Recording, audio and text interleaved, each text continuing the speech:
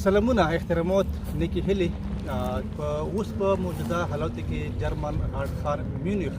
یا مینچ سره نږدې موجود یو د دې کې سره افغانستان سره تعلق لرونکي وګړي هم موجود دي دو د دې کې تقریبا 15 کوله او د بل ملګري تقریبا 10 کوله خو شو کې شوي دي ډېره تجربه لري ویلې چې د دې کې دو وخت تیر شولو مطلب څه خلک په یورپا ته څنګه رسي او د یورپا ژوند څنګه ده سخته یا آسان ده صحیح په دې اړه باندې سره مو په خپل هم ته اوس خبرې کوو سلامونه احترامات وروسته څو نوم څه ده تعلق کوم کار سره ده ډېرې زیاته مننه له پوښتنې نه د ما نوم امیرزاده صالحزی ده زه اصلا د پکتیا ولایت یم د افغانستان او دلته منشن ته تقریبا د کم 2 کاله کېږي او دینه مخکې تاسو وخت څه ته کې تېر کړی دا تاسو د سبق کوم مخکې دلته ګاونډي هېواد کې چک جمهوریت کې وم هلته درس هم ویلی دا ژوند هم کړی څه درس ته ویلی ده زه سیول انجینیر یم انجینیر صاحب دا راته وایه چې دلته کې ژوند څنګه ده ولا نو زه فکر کوم چې ژوند خو دغسې چې هر څوک یې څخه ځان ته جوړ کړي د بهرنیانو لپاره ژوند اسانه نه ده په اروپا کې راتګ هم سخت ده بیا دلته تر څو چې دوی قبولي اخلي او یو کار پیدا کړي یو مصروفیت پیدا کړي نو دا هم ډېر سخت ده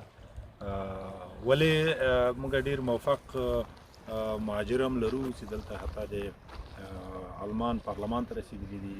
وزارتو ته رسېدلي دي خو هغه داسې کسان دي چې ډېر وخت یې تېر کړی ده ډېرې سختیانې یې تېرې کړي دي د موږ ځینې وطنداران ټوکې کوي وایي دا د موږ وطن کې چې کوم کسان دي هغه فکر کوي چې څوک اروپا ته راشي نو دا د ونو په پاڼو کې بس لوټونه دي دا راټولوي او په دغه باندې هم ستړي دام نه راوړي نو پیسې هېڅ چېرته مفتې پرتې نه دي پیسو ته زحمت غواړي او کار غواړي هغه ته یوه لارې سنجول غواړي نو فکر کوم چې د پیسو دپاره کاروبار کول هر چېرته سړی کولی شي خپل وطن کې هم کولی شي خو په بهر کې لا سخت دی بیا دا راته وایه چې تاسو سره په دا ژوند کې څه مشکلات مخې ته راغلي دي هغه سره تاسو به څنګه مقابله کړې ده والله د ما کیس خو لږ بدل و ځکه زه ماشوم راغلی وم او دلته مې ټول عمر تېر څه او دلته مې تحصیلات وکړله دغه نه به موږ نور وطنداران د ما نه به ښه تجربه لري ښه به درته ووایي ځکه زه په دغه ډول چې راغلی وم ما دلته تحصیل وکړو ما دلته ژبه وویلې ما دلته خپل ملګري او دوستان او آشنایان لرل دا مشکلات وو که مشکلات نه وو په دغه کې مشکلات دا نه وو ځکه زه بورسیا باندې راغلی وم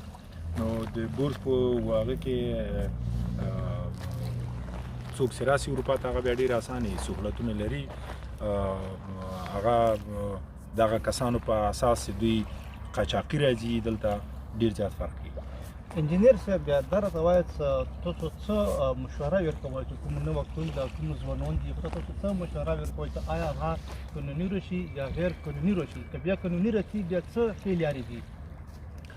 زه خو والا ټولو د موږ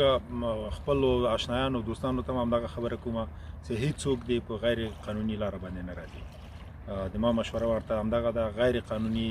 مهاجرت دایم ستونزې لري او د مرګ خطر لري نو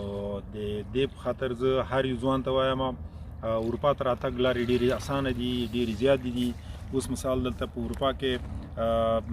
بورسونه دي پوهنتونونو ته راتللی شي دي دلته درس وایي فقط یو شرط لري چې هغوی باید هلته د ابتدایي او ثانوي تحصیلات خلاص کړي په څنګ کې ورسره انګلیسي زده کړي د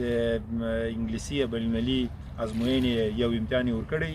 هغه په اساس باندې د دې اپلای وکړي پوهنتونونو ته او پوهنتونونو کې د داخله واخلي بیا د اروپا ته راسي قانوني لاره باندې راسي بیا ښه ده نو غیر قانوني زه هېڅ چاته مشوره نه ورکوم چې دې لاره راسي یو ورته بیا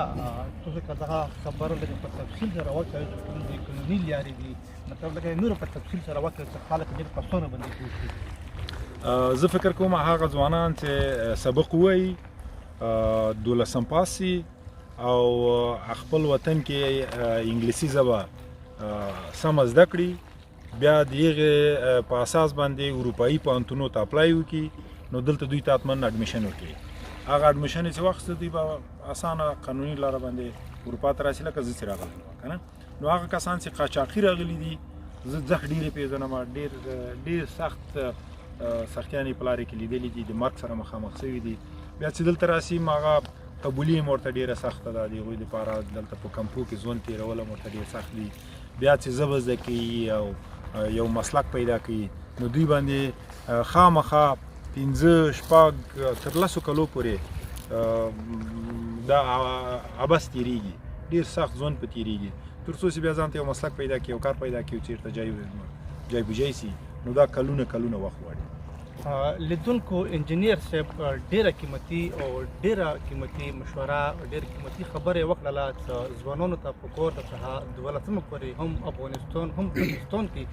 سبق ووایي او انګلیسي خاص ځای کې مطلب انګلیش خاص ځای کې ښه په اسانه سره مطلب هغوی ته بیا په دې ځای کې مختلفو یونیورسټیو کې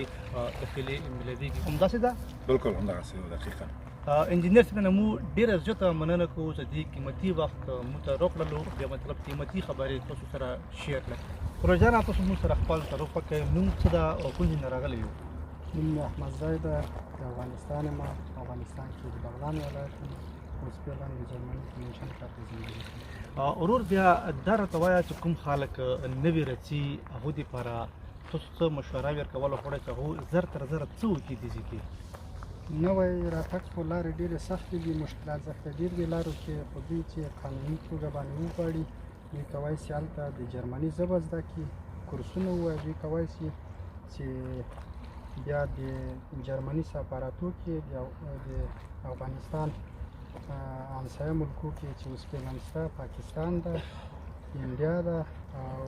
ایران ده، دوی کولی شي چې هلته خپل پاسپورټونه هر شی ورکړي، دوی ته چانس شته چې له افغانستانه په قانوني توګه راووځي. ډېر ښه. تاسو مطلب دغه ده چې هلته کې افغانستان کې یا پاکستان کې خلک جرمني ژبه زده کړي، بیا مطلب هلته کې سفارتخانې سره اړیکه ونیسي، هغوی ته خپل پاسپورټ ورکړي او مطلب ورته ووایي چې تاسو مونږ جرمن ته واستوئ، زموږ زبان زده هلته کې مونږ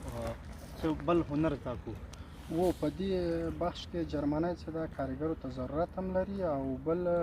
ضرورت دوی چې ده ډېر د نوي نسل ډاکټرانو ته ډېر ضرورت لري چې څوک په بخش د ډاکټري کې انجینري کې دوی چې د هغه ولري، اسناد ولري، سرټیفیکټ هر شی ولري، دوی کولی شي چې ډېر په اسانه باندې جرمني ته راسي. دا خلک پوهېږي نه که خلک پوه نه دي چې مطلب هغه په د مشکلو لارو باندې راځي او چې کومې مشورې تاسو غوندې ښه خلک ورکوي، ښې مشورې ورکوي؟ مشکلات خو دا شی دي چې زیاتره خلک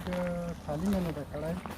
او بل چې راځي دغه لارې اوس مثال د خبرې زه راغلی یم، زه چې هلته زندګي کوم هغو ته هلته وطن کې ښکارېږي چې دا والا چې دی ورسېدو راځي مونږ وغواړو چې مونږ هم په دا رقم لاړ شو. په دې چې د یو نفر صحیح را رسېږي، نور لاره کې مشکلات دي، سختي دي،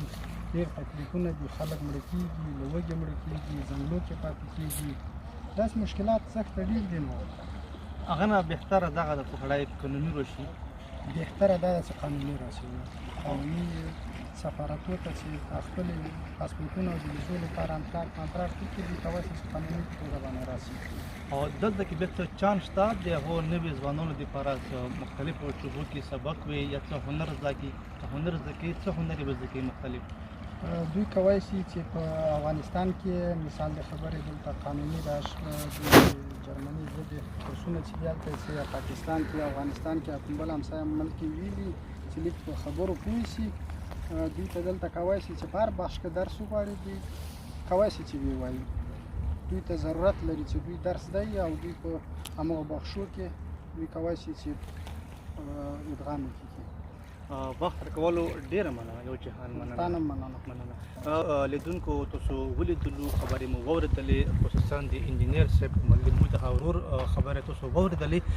چې که یو سړی غیر قانوني راځي نو ما دې راځي. قانوني لارې شته دي، ډېرې لارې دي او اسانې لارې دي، بغیر څه خرچي لارې دي. مطلب افغانستان کې 12 پورې سبق ووایي، انګلیسي زده کړي او جرمن زبان زده کړي، نو هلته نه مطلب بیا ډېر په اسانه باندې هم یورپا ملکونو ته خصوصا جرمن ته المان ته راتللی شي. په دې ځای کې کولی شي چې مطلب خپل سبق یې مخته بوځي، مطلب هنر زده کړي، کسب زده کړي یا داسې نور مطلب سبقونه دي چې هغه ووایي، نو دې ځای کې ښه ژوند په تېرولی شي او مطلب زر تر زره هغوی ته کوم د جرمن ویزا یا پاسپورټ یا اسناد ورکولی شي. مننه.